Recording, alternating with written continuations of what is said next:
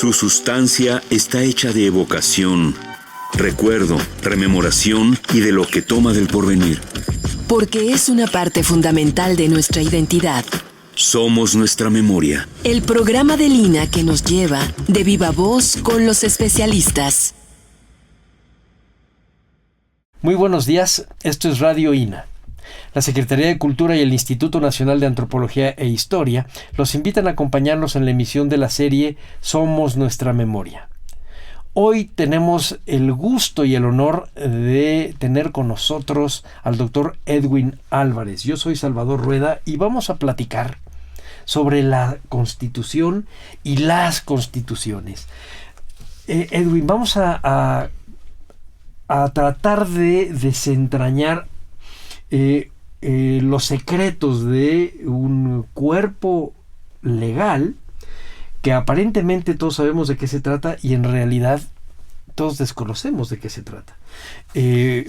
Por supuesto, se inscribe esta plática contigo en el centenario de la Constitución de 1917 y sin embargo vamos a hablar de sus antecedentes, vamos a hablar de las ramas paralelas, vamos a hablar de algunos de sus efectos, de los más importantes, pero quisiera yo empezar por algo muy básico.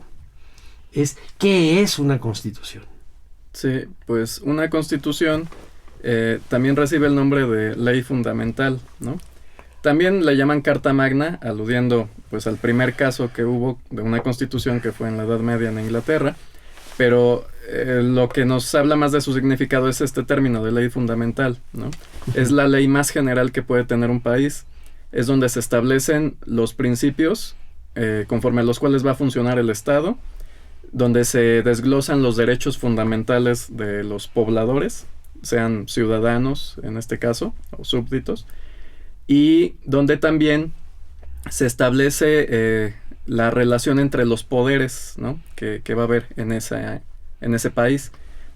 Algo que mucha gente desconoce, y sobre todo aquí en México, por este prejuicio historiográfico tradicional de que conservador es igual a centralista y liberal igual a federalista, es el hecho de que toda constitución es por sí sola liberal, ¿no? Porque el constitucionalismo surge en contra del absolutismo monárquico, ¿no? El rey tenía delegado de Dios toda la autoridad sobre la nación, y con la Ilustración y la Revolución Francesa y la independencia estadounidense viene el concepto de que el rey solo va a representar al pueblo, que el soberano es el pueblo, y que entonces tiene que haber una ley fundamental que va a estar por encima de todos, incluso el gobernante, y esa ley va a determinar qué funciones tiene el gobernante y qué límites va a tener su autoridad, ¿no?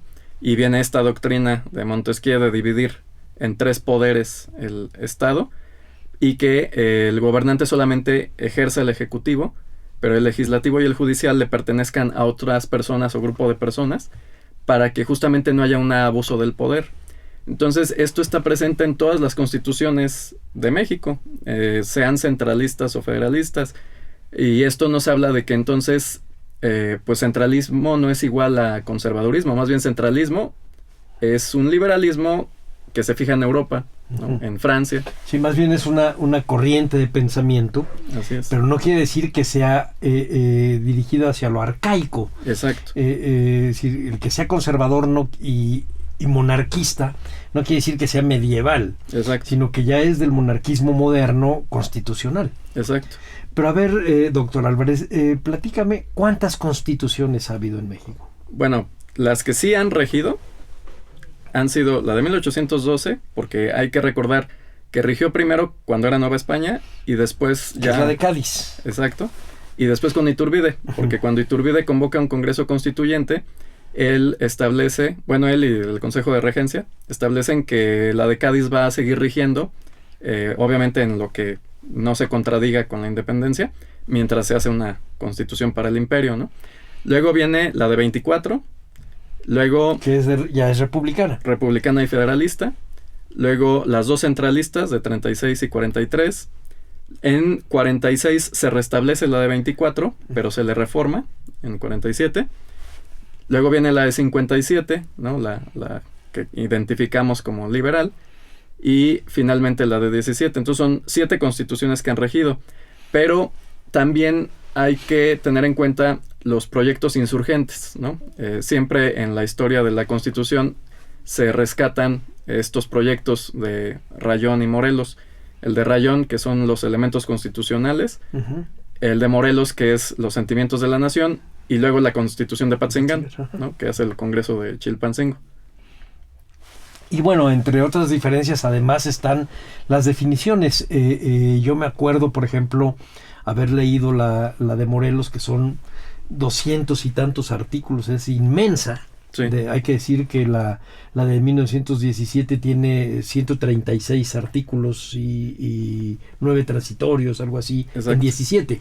Sí. Pero la de Morelos eran 230 y tantos. Claro, medio centenar de esos artículos tenían que ver con el tratamiento y los protocolos hacia los distintos poderes, hacia el legislativo, hacia el judicial y hacia el que tenía el ejecutivo, o lo que correspondería al ejecutivo. Y no tenían tanto las definiciones de ciudadano, etcétera. Platícanos muy bien cómo se va armando el cuerpo de una constitución, y cómo se discute qué cosa sí puede participar en una constitución y qué cosa es una ley general o una ley local que no se eleva a rango constitucional. Pues, por ejemplo, en todas las constituciones a partir de 24 se va hablando de los distintos poderes. Primero se comienza hablando de la nación, ¿no? De qué territorio ocupa, en cuántos provincias, estados, departamentos va a estar dividida, y luego se viene hablando de que del poder el legislativo, por lo general el legislativo es el primero, luego el ejecutivo, luego el judicial, luego se habla de los gobiernos de las provincias y después de cuestiones de justicia. Pero a partir de 36 nuestras constituciones, lo primeritito que desglosan a continuación de decir cuál es la nación y de qué va a estar conformada, son los derechos ciudadanos. Esto es interesante porque vuelve a lo que comentaba. Los federalistas de 24 no incluyen una lista de derechos ciudadanos en la Constitución. Nunca los desglosan.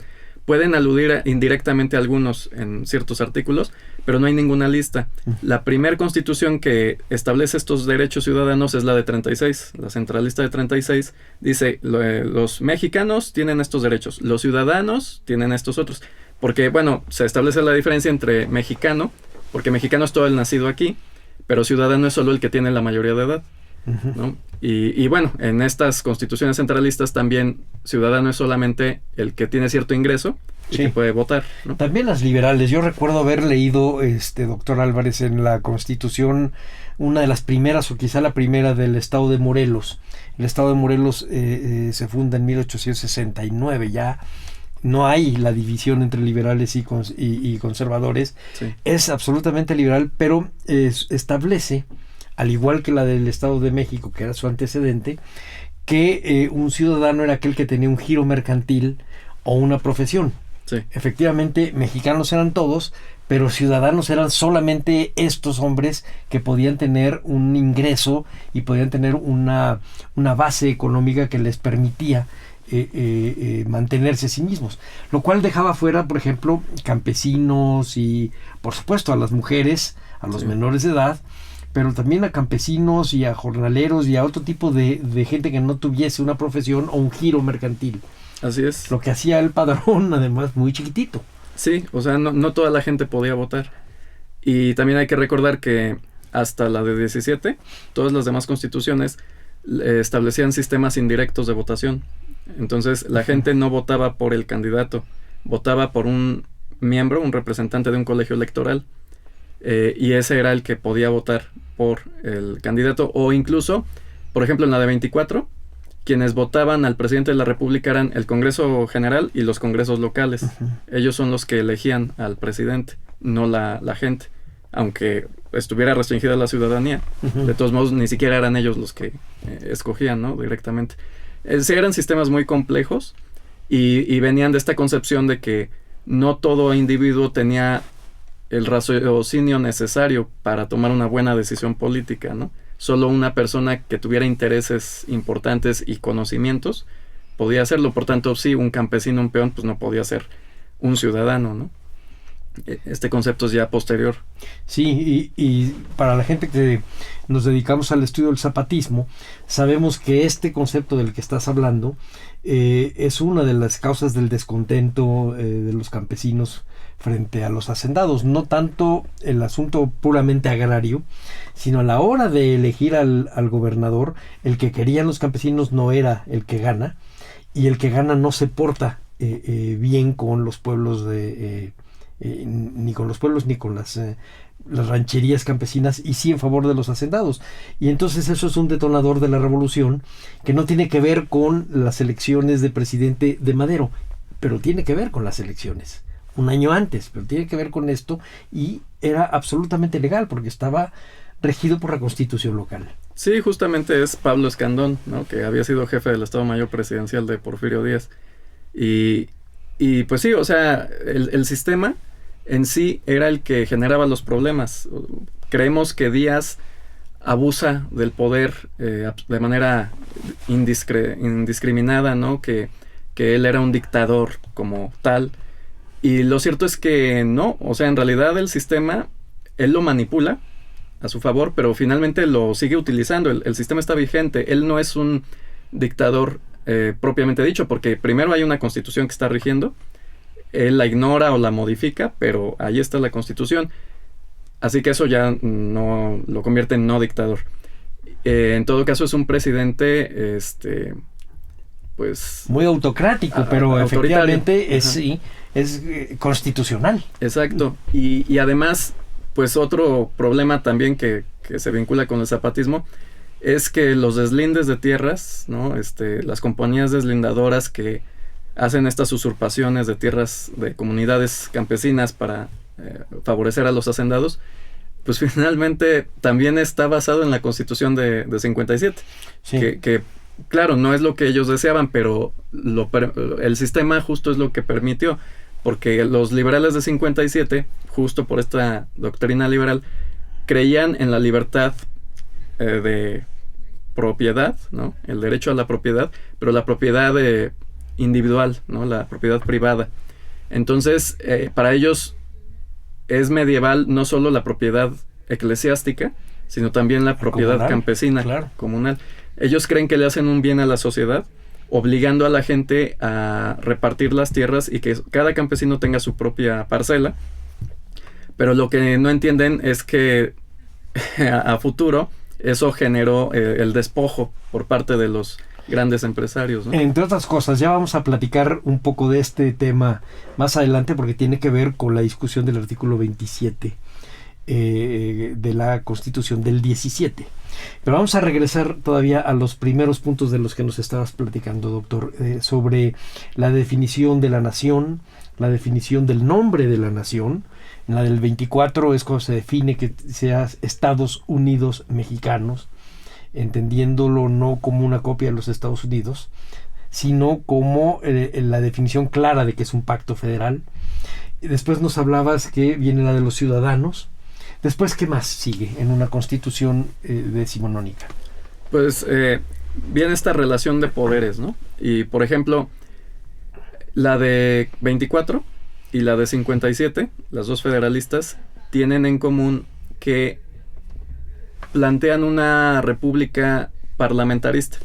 No es un término que usemos frecuentemente aquí en México, lo asociamos más con Gran Bretaña o Canadá, pero lo cierto es que esas dos constituciones tenían ese corte, porque le dan al legislativo la mayor carga de autoridad. El ejecutivo es simplemente un ejecutor de las disposiciones del legislativo. El ejecutivo está sujeto a las disposiciones de ese cuerpo. Entonces, es interesante porque en ambas ocasiones esto generó problemas, ¿no? La relación del ejecutivo con el legislativo. La primera constitución centralista, la de 36, uno creería que pues revierten este problema y le dan más peso al ejecutivo, pero no es cierto. En realidad el ejecutivo sigue siendo débil y lo único que hacen es ponerles a todos un vigilante, que es el Supremo Poder Conservador, que está por encima de los otros tres. Entonces no ayudan al Ejecutivo, al contrario, le ponen otro estorbo, porque todas las decisiones importantes las tenía que tomar o aprobar este Supremo Poder Conservador. Es una forma de evitar el abuso de poder, pero lo único que hacen es entorpecer todavía más la marcha del Estado. Por eso Anastasio Bustamante, que es el presidente de esa que bajo esa constitución, todo el tiempo está pensando en cómo deshacerse de ella. Sí, ¿no? claro. Desembarazarse. Y luego viene la de 43. La de 43 tiene muy mala fama porque es la primer constitución presidencialista. Es la primera en la que el Ejecutivo está ligeramente por arriba de los otros dos poderes. Y algo que se le da es el veto, ¿no? La posibilidad de vetar las disposiciones del Legislativo, de modo que él tenga la última palabra, el Ejecutivo, y no está ya sujeto a lo que diga el Legislativo. Uh-huh. Esto le genera mala fama porque pues aquí en México pues se ve al Ejecutivo como un abusivo y nos ha vendido la idea de que toda nuestra historia han sido siempre los presidentes. Bueno, es el estigma de Santana, ¿no? Así es. Uh-huh. Pero lo cierto es que en realidad ese fue el primer intento de darle poder al presidente. Emilio Rabasa, en su libro sobre la Constitución, justo dice, que esa Constitución estaba fatal, era absurdo lo que proponía. Y sin embargo, la Constitución de 17 justo es lo que establece, que el presidente tenga el poder de veto y que, es un ejecutivo muy semejante, el de 17 al de 43. Pero viene esta denostación por esta cuestión oficial de que centralismo, conservadurismo, enemigos de la revolución. Y porque seguramente lo liga uno a los gobiernos de Santana. Es decir, ahí sí hay una mala relación, digamos, ideológica, porque a la Constitución la relacionamos con su contexto político. Entonces estamos pensando que el contexto político tiene que ver con la legislación del momento y no es así. Exacto. Es cierto que él era el presidente, ¿no? Le delega el poder a Nicolás Bravo y a Valentín Canalizo, pero él es el que está allí dirigiendo las cosas. Y siempre se interpreta como que, esa fue una constitución hecha a modo para favorecerlo a él. Sin embargo, si uno lee esa constitución, se da cuenta de que en realidad pensaron bastante los que la hicieron en cómo superar los defectos de las dos anteriores. Yeah. Entonces, pues hay que leerla primero, ¿no? Antes de juzgarla. Y sobre todo por eso, porque es muy irónico, la de 17 en realidad retoma el equilibrio de poderes de esa constitución, no el de 57, que era parlamentarista. Sí, ok. Platiquemos ahora un poco de la del 57. Cuéntanos cuántos artículos tenía y más o menos hacia dónde estaba dirigida. Pues justamente tenía más o menos la cantidad que tiene el proyecto que presenta Carranza, ¿no? Que llega hasta el 28, si no estoy mal, sí. Más los transitorios. Sí. Y es que esa es la gran diferencia con la de 17, porque la de 17, al agregarse la cuestión social, se agregan una serie de artículos que alargan la Constitución, pero viene a cuento porque son artículos que jurídicamente no deberían de estar en la Constitución, ¿no? Porque hace un momento usted comentaba esto de que qué diferencia hay entre una Constitución que debe estar allí y que no. La Constitución debe de establecer principios básicos, generales, y ya luego, por ejemplo, en un sistema federal como el nuestro, cada estado tiene su propia Constitución y tienen sus propios códigos civiles, sus reglamentos, por ejemplo, de tránsito, etcétera. Uh-huh. Entonces, esas son ya leyes particulares que van desglosando cómo va a ponerse en práctica el principio que se establece en la Constitución. O sea, la Constitución simplemente va a decir, debe de haber libertad de enseñanza, pero ya una ley particular debe de decir si va a haber inspectores que aseguren que sí se está cumpliendo el artículo, que si va a haber topes o no para las colegiaturas, cosas así, ya reglas más específicas.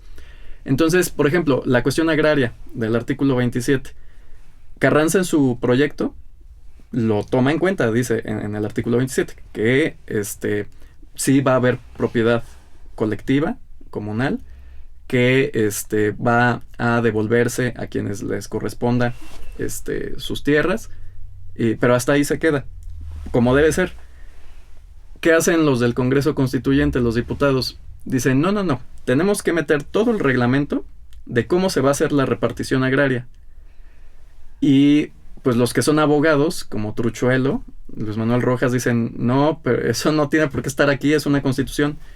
Y los otros alegan que es que si no lo metemos ahorita, ya futuros gobiernos no lo van a cumplir, ¿no? Se van a hacer de la vista gorda, no va a haber reparto agrario. Entonces tenemos que meterlo en la Constitución para asegurarnos de que sí se cumpla, de que sí se lleve a cabo la repartición de tierras.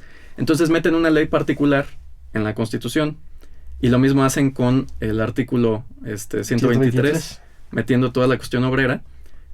También meten hasta el salario mínimo y todas estas cosas, pero dando creo que hasta cantidades, ¿no? Entonces, o sea, lo interesante es que jurídicamente eso fue un error. Desde un punto de vista jurídico, tenía que estar en leyes particulares, no en la Constitución. Pero, pues obviamente, el argumento de ellos es un momento histórico, estamos haciendo una revolución y esta Constitución tiene que garantizar el cumplimiento de lo que esta revolución está exigiendo. Pero claro, es que de otro modo no hubiera valido la pena restablecer el orden constitucional con un constituyente. Ahí estamos hablando del propósito de la convocatoria del constituyente. Si hubiese sido simplemente para reponer la Constitución del 57, no hubiera tenido que hacerse la convocatoria así. En cambio, la convocatoria es para la reforma de la del 57, agregando las cosas que la revolución había ido sacando como leyes locales, decretos de gobernadores, de jefes políticos, e irlos incorporando a la discusión. Entonces, efectivamente, es probable que se haya extralimitado dentro de el funcionamiento de lo que debe ser un precepto constitucional, y sin embargo, acaba siendo un acontecimiento histórico de primera magnitud, porque es la primera constitución que habla de los derechos de los obreros y de la colectividad como un derecho por encima de los individuos. A mí esa parte me parece fascinante. Yo no sé si sea errónea o no, pero sí puedo decir que la hace única. Sí, de hecho, en el artículo, en los primeros artículos, que son los de los derechos de los ciudadanos, justo se habla de la libertad del trabajo. Sí, el artículo 5. Ajá. Entonces, lo que hacen los del Congreso Constituyente, es decir, vamos a sacar ese tema, lo llevamos al 123 y allí lo vamos a desglosar. Uh-huh. Podían haberse quedado en un principio general, ¿no? O sea, y de todos modos ser un tanto específicos en cuanto a qué se refieren ellos o no quedarse en simplemente libertad del trabajo, uh-huh, sino sí hablar de todo lo que el trabajador tiene ante sí para defenderse del patrón, ¿no? Ellos van más lejos, se vuelven muy específicos. Ese artículo es enorme, ¿no? Sí, está larguísimo. Sí, es enorme. Pero sí, en efecto, tiene una explicación histórica, y tan es así que el propio Carranza los deja en libertad y dice, no hay problema, ¿no? Y representa el significado histórico de esta Constitución, en efecto, los derechos sociales. Y esta Constitución es muy distinta de la de 57 en ese aspecto y en el político, porque ya no es una Constitución liberal. La Constitución de 57 es liberal y se nota en un aspecto muy sencillo. Los derechos de los ciudadanos son reconocidos. Dice, la nación mexicana reconoce los derechos tales, ¿no? Y empiezan ahí. La de 17 dice, la nación mexicana otorga los derechos fulanos. Ya desde ahí, Carranza, y eso es de Carranza, eso no es de los constituyentes, Carranza está diciendo, el Estado no es un simple servidor de los ciudadanos cuya función es garantizar sus derechos. El Estado está por encima de los ciudadanos porque el Estado es el responsable de que haya una justicia social, una convivencia sana. Entonces el Estado es el que va a decidir qué derechos sí y cuándo. Si los otorga, los puede quitar, si es necesario. Entonces ya es un Estado de positivismo jurídico donde que un término más familiar es paternalista, ¿no? Uh-huh. Donde es el Estado el que cuida a la sociedad, para asegurarse de que la sociedad no se vuelva injusta. ¿Qué es lo que ocurre con el liberalismo? Una libertad absoluta, como pretenden los liberales, lleva siempre al abuso de los más poderosos y favorecidos. Ahora dicen, no, ahora el Estado tiene que intervenir en la economía y en la sociedad para asegurarse de que no haya pobres demasiado pobres ni ricos demasiado ricos. Y esto es muy compatible con la parte directamente social de los artículos 27 y 123. Entonces Carranza está en ese mismo carril. Ajá, sí, de hecho, no debemos olvidar que la parte jacobina izquierdista de los constituyentes seguía siendo tan carrancista como la de Pallavicini y Cravioto. Sí, de hecho, Francisco J. Múgica, a quien se identifica como uno de los cabecillas de los jacobinos, era más carrancista que Pallavicini. No, seguro.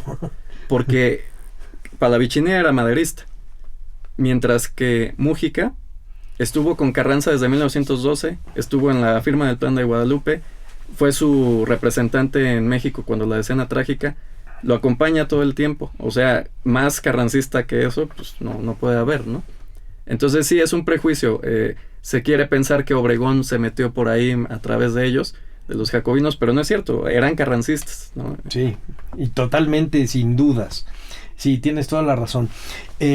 Vamos a regresar ahorita un poco a las discusiones que hacen diferente a la Constitución del 17 con la del 57.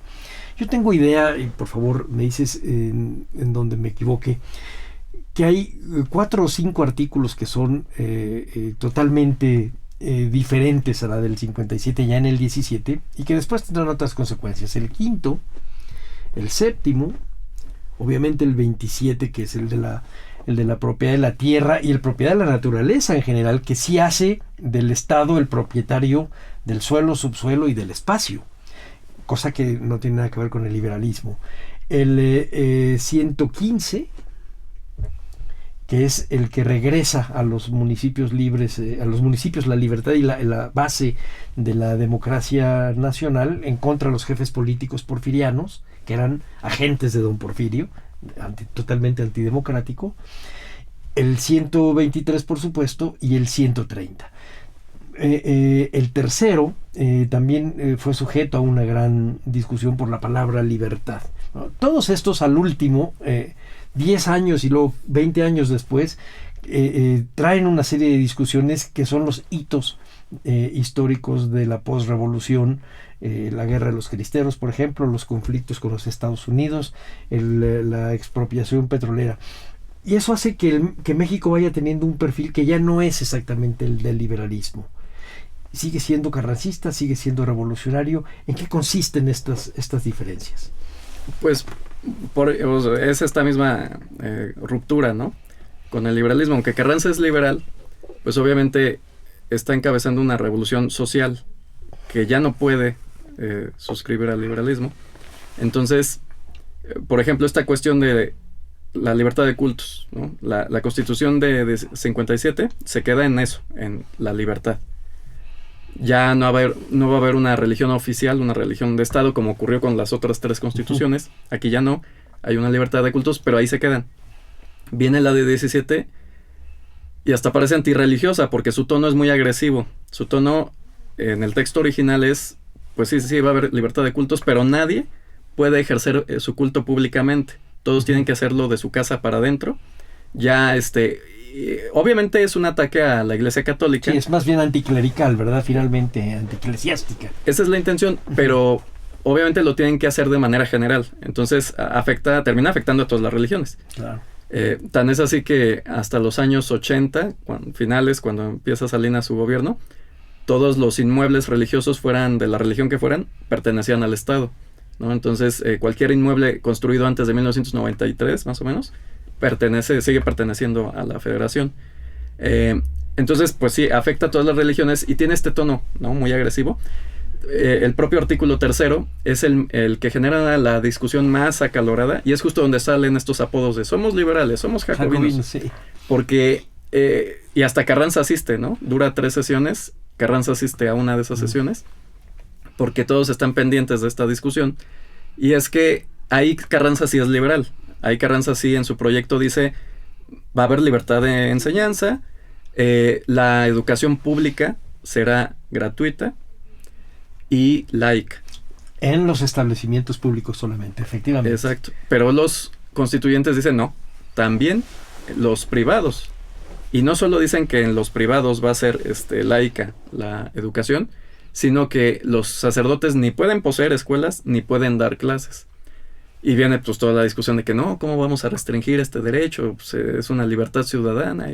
Pero pues ese está el tono anticlerical, ¿no? Pero fuera de ese tema, donde Carranza sí se mantiene liberal, en todos los demás él se sube al carro de la intervención del Estado. Por ejemplo, en lo de los bienes del subsuelo. Uh-huh. Que en efecto, que además los estadounidenses apodan como regalismo. Porque es un poco volver al antiguo régimen, donde Dios le delega la autoridad al soberano, entonces el rey o soberano es el dueño de todo. Y los súbditos son huéspedes, ¿no? Bueno, de alguna manera también lo decía el de los grandes problemas nacionales, Molina Enríquez, uh-huh. Cuando hace él su propuesta para el artículo 27, maneja que es regalismo esa parte. El término. Sí. Vamos a hacer un paréntesis para recordarle a la audiencia que estamos hablando con el doctor Edwin Álvarez. Él está en el Museo Casa de Carranza del Instituto Nacional de Antropología e Historia, y estamos hablando de este gran árbol que es la discusión de la Constitución de 1917 a 100 años de su promulgación. Y digo este árbol porque tiene tantas ramas por donde irse subiendo, ir enlazando y ir tomando frutas y admirando flores o espinándose de repente. Pero vamos tratando de estar lo más cerca del tronco para entender por qué la Constitución del 17 es tan distinta a las anteriores. Estamos hablando del artículo 3º, la discusión de la palabra libertad, porque además no solamente era por pensar en la libertad de educación, sino que la definición que usaras para el artículo 3º la tenías que seguir el resto de la Constitución. Entonces, los constituyentes, a pesar de que son gente común y corriente, tienen la intuición como para entender que si defienden algo ahorita, tienen que seguirlo defendiendo las 66 sesiones que faltaban, ¿no? Y finalmente, ¿cómo queda el artículo 3º? Pues se impone el punto de vista anticlerical. Al principio parece que van a ceder, porque después de que Pallavicini y los demás liberales objetan el texto, la comisión dice, bueno, vamos a revisarlo y vamos a ver cómo lo sacamos. Entonces hacen una concesión, pero también aumentan el límite, porque en la versión original se hablaba de la enseñanza privada a nivel primario, uh-huh. o elemental, que esa iba a ser laica, y la prohibición, ¿no?, de que den clases los clérigos y tengan escuelas. En la segunda versión que presentan, que va a ser la definitiva, dicen, bueno, no solo va a ser laica en el nivel primario, también en el secundario, o sea, ahí le aumentan en lugar de quitarle. Uh-huh. Pero hacen la concesión de decir, bueno, los sacerdotes pueden dar clases, pero no van a poseer escuelas. O sea, uh-huh. pueden dar clases, pero no poseer. Entonces hacen esa única concesión y pues ya la votación que sale finalmente gana el anticlericalismo, y así es como queda el artículo. Entonces ahí sí predomina definitivamente, todo el tiempo va predominando el jacobinismo, esto es cierto, pero también hay que tener en cuenta, las discusiones de este tipo son solo en ciertos temas. Ah, sí, claro. El resto de la Constitución la aprueban, tal como la presenta Carranza. Sí, son estos artículos de los que estábamos hablando hace un rato. Pero aprueban entonces que no haya libertad de enseñanza, sino que tiene que ser laica. Y al ser laica no es libre, es decir, un sacerdote o un pastor no pueden dar una educación que no sea la que establece el Estado, que es laica. Así es, hacen esa restricción. Y también tiene, también está esta cuestión de la libertad de la propiedad privada, ¿no? O sea, en el momento en que autorizan la existencia de la propiedad comunal, pues también allí tienen que restringir un poco el alcance de la propiedad privada.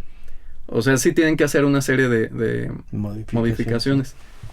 Pero aquí, y ahí retomamos el tema del que nos estabas platicando hace un rato, que es el de el del artículo 27 y las formas de propiedad derivadas de una interpretación de la Constitución del 57. Lo que pasa es que en la ley del 82, si no estoy mal, de 1882, donde están las compañías deslindadoras, ellos manifiestan como terrenos baldíos propiedades que en realidad no quiere decir que estén vacías.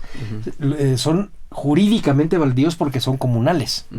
Y entonces crea una doble juridicidad, que es lo que señala Molina Enríquez, y que sí influye en el artículo 27 porque los constituyentes tienen que definirse por una sola. Es decir, o aceptas puramente la liberal y acabas con la historia, o aceptas la de la historia y le agregas la liberal, que creo que es lo que finalmente hacen. Porque tú puedes ser dueño de tu tierra, pero si por motivos de utilidad pública te la tengo que expropiar, te tengo que pagar por ella, pero puedo hacerlo. O sea, finalmente no eres totalmente un propietario. Eso por un lado. Y por el otro, por los abusos de compañías norteamericanas en las tierras de frontera y de playas, en donde habían estado especulando con terrenos manejados como baldíos que no lo eran. Y había una gran corrupción en eso. Sí, de hecho eran zonas federales, ¿no? Es Sí. el término que utilizamos. Y justo la solución es esta, ¿no? El regalismo. Porque en este concepto, el Estado es el dueño de todo. Y nos permite a nosotros hacer usufructo, como ciudadanos, de los bienes. Pero en el momento en que el Estado lo requiera, o lo considere necesario, o nos puede negar ese usufructo, o nos lo puede retirar, pero a cambio de una indemnización, ¿no? Y en efecto, ahora ya tanto el territorio como tal, como los bienes que hay debajo, en el subsuelo, todo es del Estado, y el Estado permite que los ciudadanos particulares, las empresas, hagan uso, ¿no? de estos bienes, pero es el Estado el dueño. Sí. Ya no es Hay una concesión. el individuo. Exacto. Y bueno, esto finalmente desemboca a la expropiación petrolera. Bueno, primero los problemas con las compañías petroleras en tiempos del presidente Calles y después a la expropiación del presidente Cárdenas. Pero también tiene que ver con la idea de lo que encuentras en el subsuelo, que es la arqueología y que es propiedad de la nación. Así es. Yo recuerdo en alguno de los apuntes de Cárdenas que él decía que el problema diplomático con los Estados Unidos fue mucho más fuerte para la expropiación a las compañías deslindadoras y colonizadoras que el del petróleo. Sí, pues para empezar fue más largo, porque luego de que Carranza promulga la Constitución, se asustan, ¿no? De hecho, aunque de facto su gobierno estaba reconocido por Wilson desde 1916, ¿no? Tras triunfar sobre la Convención de Aguascalientes, obviamente ya como presidente constitucional, que toma posesión el 1 de mayo de 17, sí. pues tiene que haber ahora un reconocimiento ya oficial, enviarle un embajador y demás. Y esto es hasta el otoño, no me acuerdo la fecha exacta, pero es en otoño de 17 que se lo envían. Entonces tardan unos meses y sí le expresan de inmediato Wilson y todos los representantes estadounidenses su preocupación, ¿no? Porque de inmediato lo que temen es que Carranza se ponga a expropiar todo, ¿no? Todo lo que habían adquirido en el Porfiriato. No solo a nivel de petróleo y minas, también a nivel de haciendas, de cuestiones agrícolas. Sí, más bien eso. Exacto, entonces sí viene una preocupación muy grande. Y justo por eso, cuando Carranza muere, asesinado, es la gran oportunidad que tiene Estados Unidos de decir: no vamos a reconocer a ningún gobierno hasta que no nos resuelvan este tema. Por eso Obregón pasa 3 años de su cuatrienio suplicando que por favor lo reconozcan como presidente que ha sido electo y que es legítimo, y ellos le dicen no, hasta que no nos asegures que va a haber una comisión, primero que repare los daños sufridos por nuestros ciudadanos en su revolución de ustedes, y segundo, que echen para atrás todas esas leyes que nos van a expropiar nuestras cosas. Y todo el tiempo les están exigiendo como condición que modifiquen la legislación constitucional. Obviamente Obregón busca la salida, se va por los tratados de Bucareli, que al final no son ratificados. Pero sí, o sea, tratan de... Es una estira y afloje. México no quiere modificar su legislación porque pues, sería una traición a la revolución. Y los gringos sí quieren. Y entonces viene toda esta negociación tan tirante. O sea, Obregón es el que más sufre porque Calles sí tiene pleitos y lo que sea, pero está reconocido. Obregón no. Obregón hasta su último año logra el reconocimiento. Pero fíjate que yo he tenido la oportunidad de leer la correspondencia que recibió Calles y la que recibió Cárdenas. Era de una agresividad que hoy, digo, nos espantamos con lo que pasa y no tiene nada que ver con lo que realmente estaba pasando en aquellas épocas, que era tremenda. Sí. Y esta gente se sostuvo la idea de la soberanía, sostuvo la idea de que el Estado mexicano es un Estado que se tiene que regir a sí mismo y que dentro de nuestras fronteras nosotros mandamos. Y eso ha continuado hasta ahora. Eso no ha cambiado. Le buscamos, pero no, eso sigue firme en la Constitución. Es decir, el artículo 27, recuerdo por ahí en el discurso final, me parece que de Mújica, es el último artículo que se aprueba en el constituyente, se aprueba ya hasta finales de enero, y dice: este es el artículo más importante de la Constitución, porque están pensando en la soberanía de la nación. En realidad yo lo veo a distancia, y con todo que me he dedicado al zapatismo, yo pienso que el más importante fue el 123, que es el que sí es totalmente novedoso. El otro tiene que ver con el regalismo. El 115 también tiene que ver en sus raíces quizá con el antiguo derecho castellano y los ayuntamientos como cuerpos políticos, como fundamento del poder democrático contra el rey o a pesar del rey. Recordemos a Cervantes. Pero el 27 fue el que más les preocupó, el que más tiempo les llevó, el que más cuesta trabajo hoy reformar. ¿Alguna influencia tuvo el artículo 27 en las constituciones y en los comportamientos políticos de otros países? Pues tengo entendido que más bien el 123 es el que tiene esta influencia por la cuestión obrera, ¿no? Uh-huh. Porque finalmente México era un país campesino. Entonces, aquí sí tiene un significado muy grande. Obviamente los obreros son importantes ya en ese periodo, pero como dice usted, es ahora en la actualidad que ese artículo tiene más vigencia, el 123, mientras que el 27, por cómo ha evolucionado la economía y el desarrollo del país, finalmente pues ha quedado en la parte agraria, pues ya un poco atrás, ¿no? La desaparición del ejido y todo esto. En Europa, pues no eran países agrícolas, eran países industriales, ¿no?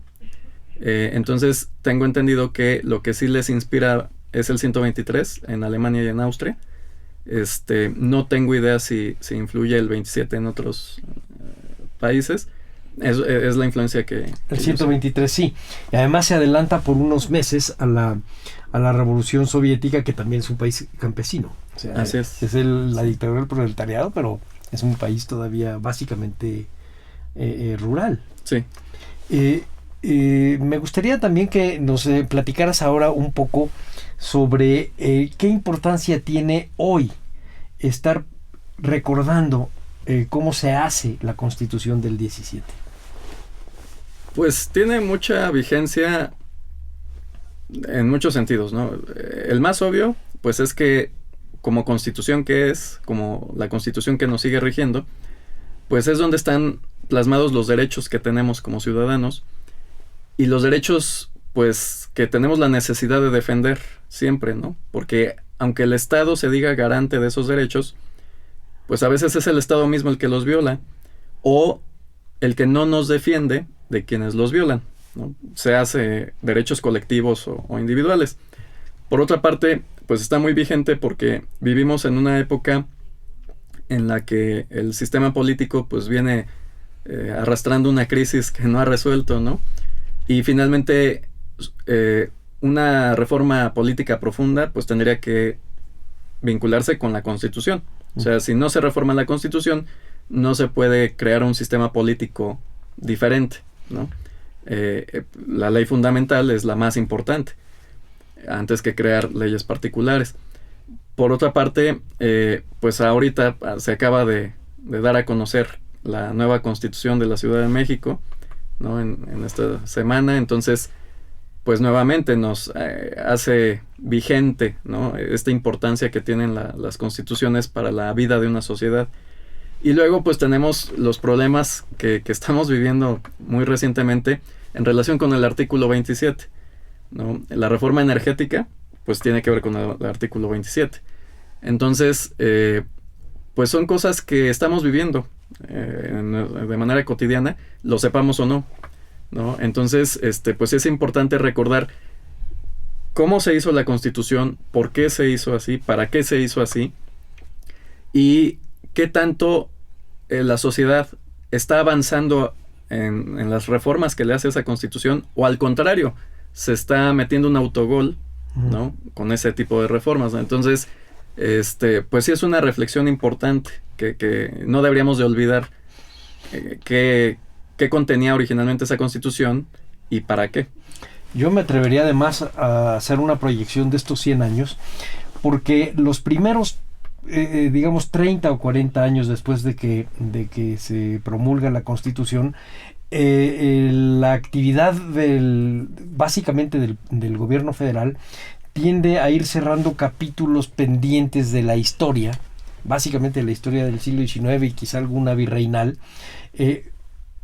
basándose en la interpretación que hacen de artículos de la Constitución.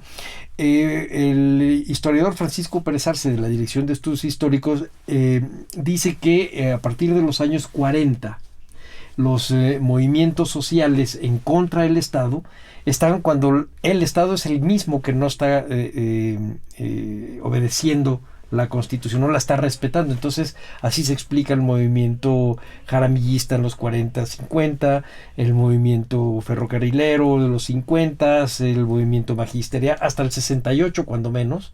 Tiene que ver efectivamente toda la historia social de México y política con la interpretación, la obediencia o la no obediencia de la Constitución. O sea, nuestro siglo XX es el siglo de la Constitución. Sí, sí, de hecho, yo me acuerdo cuando yo era niño, que era presidentes Salinas y Zedillo, las protestas, las consignas de muchas protestas eran siempre esa, ¿no? De la Constitución, de que no se está respetando, que no se está cumpliendo.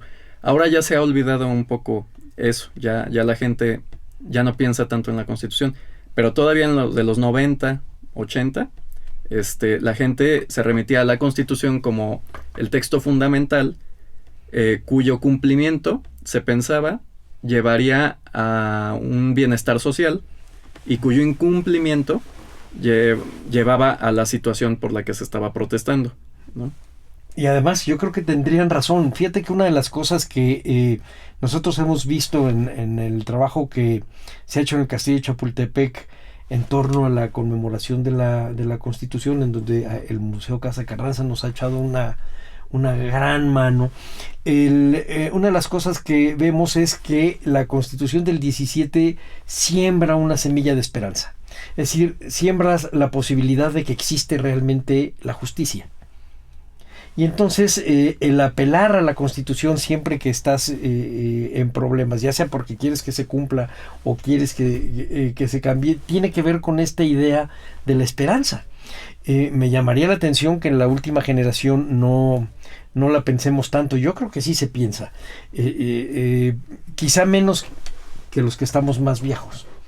Pero aún así, cuando yo leo lo que se estaba haciendo hace 50 años, cuando se iba a conmemorar los primeros 50 años de la Constitución, veo los periódicos y de lo que se quejan es de que la gente ya no la lee, de que la gente ya no la entiende. Estoy hablando de 1967, por ejemplo, cuando se hacen estos murales, el de Siqueiros en el Castillo, el de González Camarena sobre la alegoría del hombre justo, Carranza, y de los justos, que son los constituyentes, en la misma época en donde nace el pop art. Es decir, ahí sí el mundo empieza a encimarse a nuestra Constitución, y a lo mejor por eso nosotros estamos un poco en la ambigüedad entre ver para afuera y agarrar nuestro código fundamental. Pues, te estoy provocando, por supuesto. Pues, por ejemplo, yo sí veo la Constitución presente en el discurso político cuando del 2000 para acá les dio por jactarse, ¿no?, los senadores, los diputados, de que cada vez que hacían una reforma importante decían, vamos a elevarlo a rango constitucional. Y esa frasecita es como si dijeran, no, vamos a asegurarnos de que este derecho esté en la máxima situación legal para que se asegure su cumplimiento. O sea, es como que la mayor concesión que hace la gente que ocupa cargos en el Estado a la sociedad, ¿no? Siempre que dicen, vamos a elevarlo a rango constitucional. Y es como que su forma de dar satisfacción, ¿no?, a las inquietudes sociales.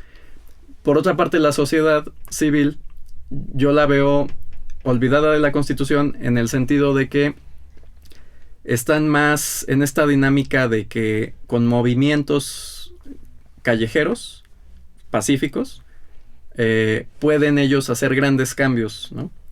Por ejemplo, tirar dictadores o presidentes impopulares, ¿no?, a ejemplo de lo que pasa en el resto del mundo, a través de medios sociales electrónicos, ¿no?, las redes sociales y todo esto. Entonces, los veo menos interesados en modificar directamente la ley a la gente común, vamos, y también más olvidados de mencionar la palabra Constitución. Pero los políticos sí lo tienen muy presente. Pues es quienes los tienen que tener presente.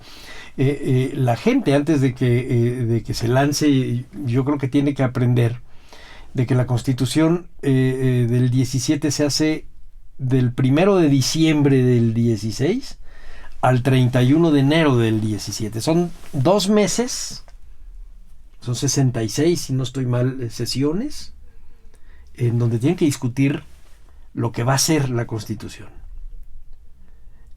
Hay 100 días que son los que cambian a México. De los 3.500 días que dura la Revolución, de los 10 años, hay estos 100 días que van del 22 de octubre que eliges a tu diputado constituyente al 5 de febrero. Son un poco más de 100 días, pero 108, 110 días. Al 5 de febrero. La gente ya no sabe eso. La gente no sabe la carga que sobre los hombros tuvieron los 220 diputados. O sea, es una responsabilidad grande. Hay que conocer la Constitución, hay que obedecerla, pero hay que entender que no es nada más hablar, ni gritar. Se me hace. Sí, no, y de hecho, la Constitución creeríamos que tiene una aceptación generalizada, pero cuando uno convive con distintos sectores, pues vinculados ya sea al derecho o a la política, uno se da cuenta de que la Constitución es tema de discusión actual, desde hace mucho tiempo, tal vez desde la propia época de la Constitución, en que fue promulgada, porque, por ejemplo, si uno va a la Escuela Libre de Derecho, a un examen profesional, se encuentra con que el tema principal de ellos es demostrar en sus tesis que la Constitución está mal y que hay que cambiarla o quitarla, ¿no?, por una nueva. O sea, hay ciertos grupos vinculados a ciertos partidos políticos cuya sueño es justo una Constitución distinta, más liberal, menos social, ¿no?, menos presidencialista. Entonces, para ellos, la Constitución de 17, pues es un error, pero también son personas que ven la revolución con mucha antipatía. Y está el otro sector, ¿no?, más asociado a las posturas de izquierda, donde, por el contrario, la Constitución es algo que hay que defender y no traicionar, porque se suele ver a las reformas que se han hecho no como avances, sino como retrocesos, ¿no?, como ataques a una Constitución que defendía a la sociedad y que ahora se reforma para que ciertos grupos de poder puedan ejercer el abuso del que se quería prevenir con la Constitución. O sea, se está regresando a ojos de muchos a una situación parecida a la del porfiriato, ¿no? Que justo es lo que quería corregir la Constitución. Pero pues eso siempre ha pasado, doctor Álvarez. En 1926 el artículo 3º, el artículo 5º, el artículo 27, el 123 y el 130 son la bandera de los que organizan el movimiento cristero. Son la bandera de los grupos que están pidiendo que sea más liberal en favor de los extranjeros. Después, las reformas las hace el radicalismo de izquierda, los cambios al artículo 3º para volverla socialista, educación sexual y todo este tipo de cosas. Pues bueno, es el otro punto del péndulo del que podemos estar ahora, pero es parte de la vida de un país. Yo creo que eso me parece digno de notarse, porque pareciera que estamos en una crisis constitucional y no. El debate de la sociedad tiene que pasar por la Constitución, y ha sido en los 100 años, todos los años. Así es. Incluso las primeras reformas que se le hicieron a la Constitución tuvieron que ver con el Ejecutivo, ¿no? Uh-huh. La duración del periodo presidencial, cuando se aumenta a sexenio, y la reelección. Una se echó para atrás, que fue la reelección, ¿no? Pero la otra sí persistió, que es la del sexenio. Y las dos se hicieron para el segundo gobierno de Álvaro Obregón, ¿no? 1928. Él iba a reelegirse e iba a ser el primer presidente. De hecho, se reeligió. Bueno, no se reeligió, era presidente electo en efecto. E iba a gobernar 6 años como Porfirio Díaz lo había hecho en su último periodo presidencial. Muere asesinado, y entonces su sexenio lo cubre el maximato, hasta que viene Cárdenas, y ahora sí cumple un sexenio completo. Uh-huh. Entonces, sí, la Constitución se empezó a reformar en la misma, antes de cumplir, o cumpliendo 10 años, se empieza a reformar. Y hay muchas reformas que tienen un sentido muy positivo, ¿no? Por ejemplo, todas las reformas que tienen que ver con la presencia de diputados de oposición en el Congreso de la Unión, aunque no tengan candidatos ganadores, ¿no? Que es la reforma que hace López Mateos. Entonces, son modificaciones que dudo que alguien pudiera ver en su sentido original como malas. Ahora sí las están cuestionando, porque ahora se está cuestionando el tamaño que tiene el Congreso, los gastos que eroga. Sí, pero es por otra cosa, no por la representatividad. Exactamente. Entonces sí, claro que ha habido reformas que han sido hasta necesarias, podríamos decir, ¿no? Entonces sí, o sea, una ley fundamental no puede mantenerse incambiable, inmutable, como si se tratara de un texto sagrado, religioso. Y la prueba pues está en los propios Estados Unidos, ¿no? Sí, cómo no. Nunca han cambiado de constitución, pero esa constitución tiene tantas enmiendas, y justamente esas enmiendas son las reformas que ellos hacen cada vez que lo necesitan como sociedad, para acoplar esa ley fundamental a sus necesidades de cada época. Sí, de hecho, las tendencias ideológicas allá van entre los originalismos y la gente que es mucho más liberal. Aquellos que quieren interpretarlo como cuando eran solo 13 colonias, a quienes la interpretan en un momento actual de pluriculturalidad y apertura y tolerancia. Ahí la discusión está entre esos dos, entre los tolerantes y los que creen que todavía son los padres fundadores.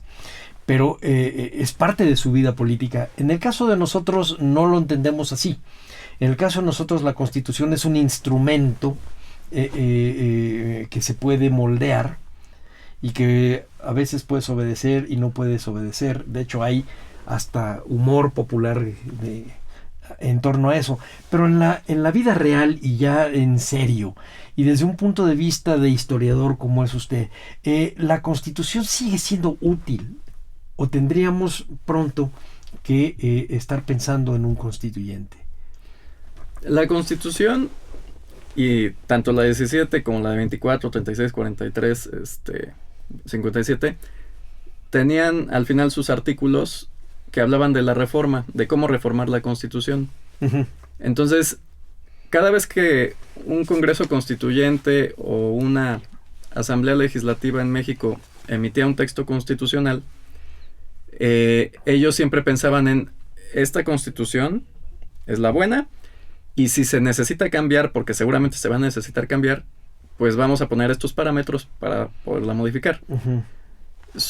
Eso se quedó siempre en intenciones, porque llegaba otro grupo y decía, derogamos esa constitución, hacemos una nueva.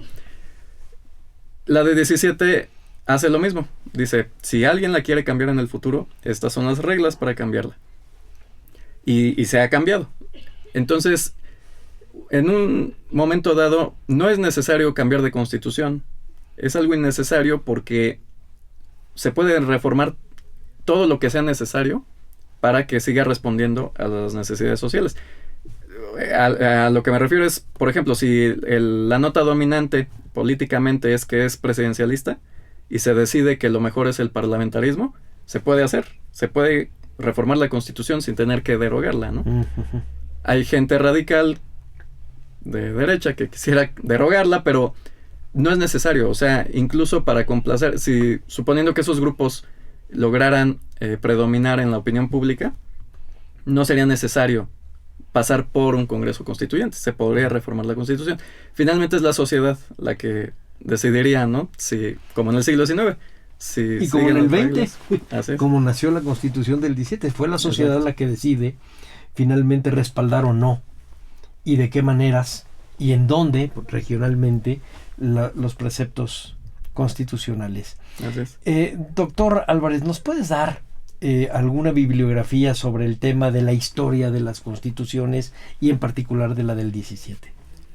Algo para que sea para todo el público. Bueno, la editorial Porrúa tiene muchos textos elaborados por abogados. Obviamente la mayoría pues son para ser leídos por otros abogados, esos no son para el gran público. Pero hay un texto muy bueno escrito por una doctora, no recuerdo ahorita el nombre de ella, pero está a la venta en cualquier librería Porrúa, y es justamente la historia del constitucionalismo mexicano. No es un libro grueso, como los que ni es de pasta dura, es de pasta blanda. Tiene el formato como los de sepan cuántos. Y es muy bueno porque es un texto que va a la raíz del constitucionalismo, o sea, hace una historia del constitucionalismo a nivel mundial. Explica la evolución de las doctrinas que ha habido.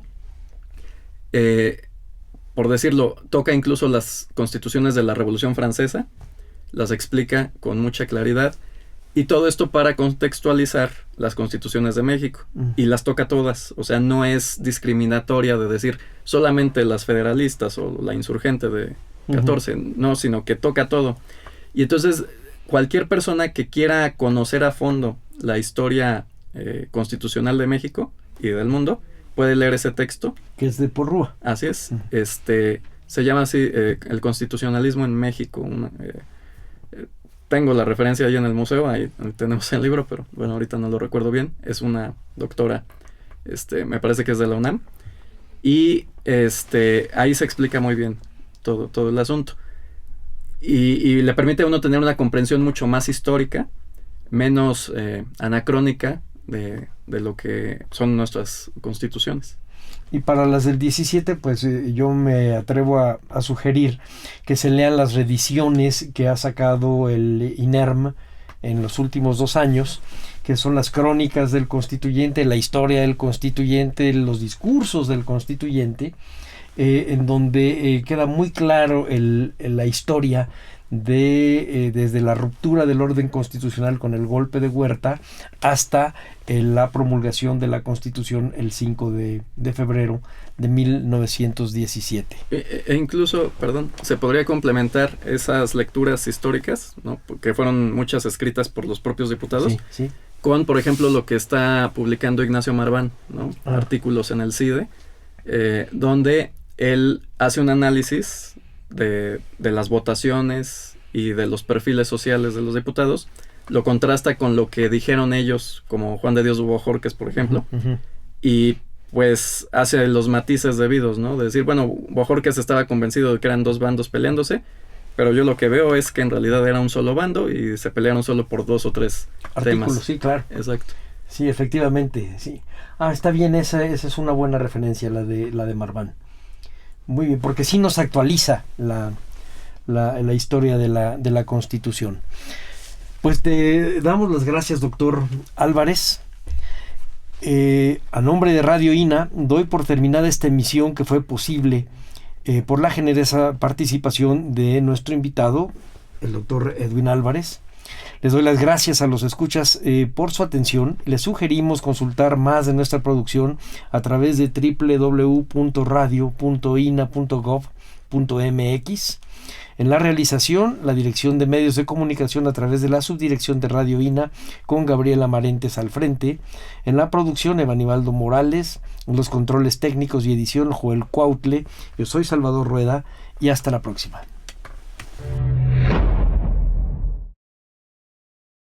Las opiniones y comentarios aquí expresados son de entera responsabilidad de quienes proporcionan la información y no representan necesariamente las opiniones de Radio INA ni comprometen el pensamiento editorial del Instituto Nacional de Antropología e Historia.